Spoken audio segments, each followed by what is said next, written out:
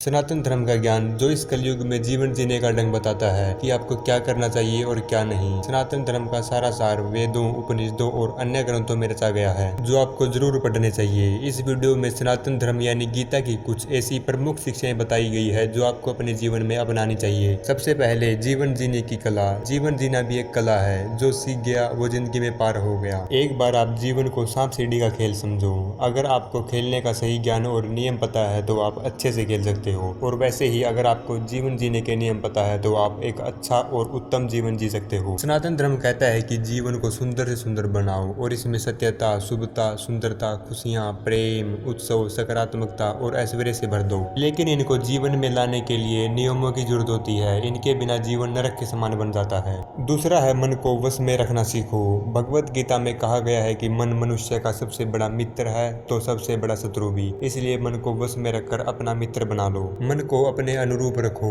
और इसे गुलाम बना लो। अगर आपने इसे गुलाम नहीं बनाया तो यह खुद आपको अपना गुलाम बना लेगा। इसके बाद आप जो भी कार्य करोगे उससे आपका मन दूर भागेगा और आप विचलित होंगे। आज के समय 99% लोग इसी परेशानी से घिरे हुए हैं कि उनका मन एक जगह स्थिर नहीं रहता, जिससे उनका किसी भी कार्य में सफलता पाना कठिन हो जाता है। इसलिए मन को अपना गुलाम बनाओ, जिससे आप जिंदगी में सफलता की कई सारी सीढ़ियों को चढ़ चुके होंगे। तीसरी है कर्म करते समय फल की चिंता मत करो, यानी फल की इच्छा रखते हुए कोई भी कार्य मत करो। जब भी हम कोई कर्म करते हैं तो उसमें निश्चित नहीं होता कि हम इस कार्य में सफल होंगे या नहीं। अगर सफल हो गए तो ठीक है, मगर असफल हो जाते हैं तो हमें इच्छित फल प्राप्त नहीं हो पाता, जिससे हम दुखी रहते हैं और चिंतित हो जाते हैं। अगर आप फल के बारे में सोचेंगे तो आपका मन कर्म से हटकर इच्छा फल की ओर जाएगा, जिससे आप कर्म से भटक सकते हैं और कर्म से भटका हुआ व्यक्ति सफल नहीं हो सकता और सफलता व दुख के अलावा कुछ नहीं मिलेगा। गीता में श्री कृष्ण ने सिर्फ अर्जुन को ही नहीं बल्कि पूरे मानव समाज को भी उपदेश दिया है कि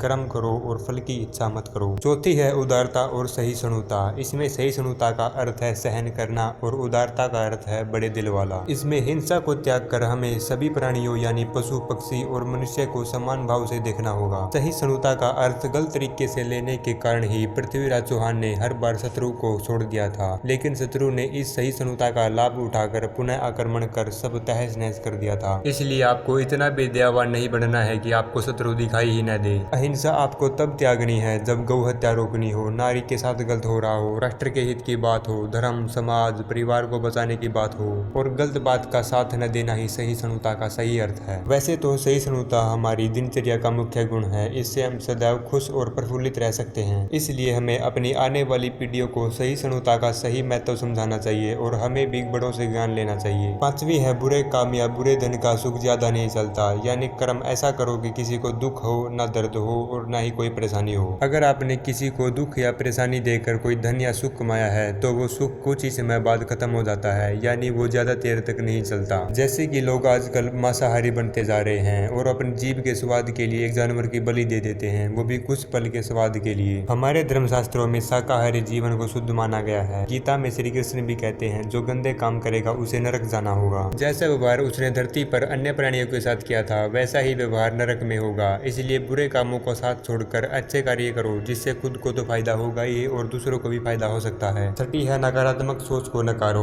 आपको अपनी सोच बदलनी होगी। वर्तमान में आपकी सोच कैसी है वो आपका प्रशिक्षण का परिणाम है। सकारात्मकता के लिए हमें अपने दिमाग को शिक्षित करना होगा और थोड़े से प्रयास से हम सकारात्मकता के प्रकाश की ओर बढ़ सकते हैं। इसके लिए आपको नकारात्मकता को त्यागने का संकल्प लेना होगा और खुद को वादा करना होगा। आप इस समय खुद के लिए हैं, इस समय का सही सदुपयोग करना है और आप शुभ कर्म करो, खुद को व्यस्त रखो। अब आप कहेंगे कि अगर पूरा दिन व्यस्त रहेंगे तो इसका प्रभाव हमारे स्वास्थ्य पर पड़ेगा। स्वास्थ्य को सही बनाए रखने के लिए आपको ध्यान लगाकर योगा करना चाहिए, जो आपको नकारात्मक सोच से दूर करने में सहायता करेगा और आपका स्वास्थ्य भी सही बना रहेगा। सातवीं है घमंड मत करो। घमंड एक ऐसी भावना है जो मनुष्य को एक ही पल में चूर चूर कर सकता है। पृथ्वी पर मौजूद प्राणियों में मनुष्य सबसे अजीब प्राणी है, क्योंकि मनुष्य ही एक ऐसा प्राणी है जिसमें घमंड, अहंकार, आलस, ईर्ष्या, द्वेष है। अन्य किसी भी प्राणी में ऐसी कोई भावना नहीं पाई जाती है। यही भावना मनुष्य को सबसे भ्रष्ट बनाती है। इसलिए बुरी भावना को नकार कर शुद्ध भावना को अपनाओ, यही समृद्ध जीवन का गुण है। वो कहते हैं कि समय सबका आता है, चाहे अमीर हो या गरीब, समय पर सबका हिसाब होता है। इसलिए अपने पास किसी भी चीज का घमंड मत करो। आठवीं है जो भी करो लिमिट में करो, यानी जो भी करो न ज्यादा करो न कम करो। कहते हैं कि प्रत्येक चीज की अति बुरी है। जैसे कि अगर आप खाना खाते हो तो वो भी लिमिट में खाना चाहिए। अगर पेट भरकर खाना खाओगे तो काम के वक्त आप आपको नींद आएगी। वैसे ही नींद की भी अति बुरी है। आप एक काम करो, आप अपनी उंगली पर एक पेंसिल रखो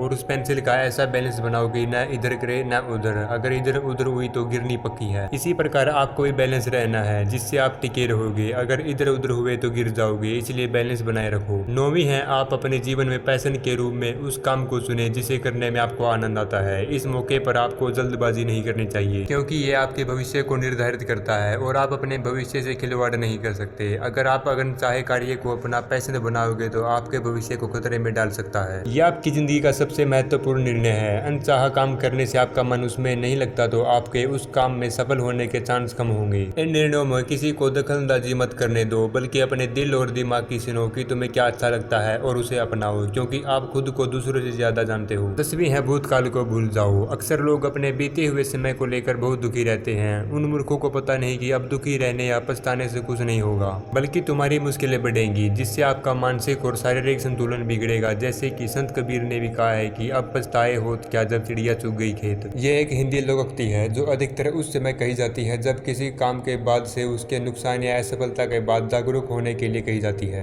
यह लोकोक्ति उस समय का वर्णन करती है जब किसी व्यक्ति ने कोई काम नहीं किया और उसे पछताने की जगह उसे कुछ नहीं मिलता। इसलिए जो बीत गया सो बीत गया, अब पछताने से कोई फायदा नहीं होगा, बल्कि इसे भुलाकर एक नई शुरुआत करनी चाहिए। इसके लिए आपको मन को वश में रखना होगा और मन वश में तभी होगा जब आप मेडिटेशन, योगा, ध्यान लगाओगे। अब सारा खेल मन का है। मन पर नियंत्रण तो सब पर नियंत्रण। आज के लिए बस इतना ही। अगर आपको सनातन के बारे में और भी जानना है तो वैदिक डोज को सब्सक्राइब जरूर करें। जय श्री राम।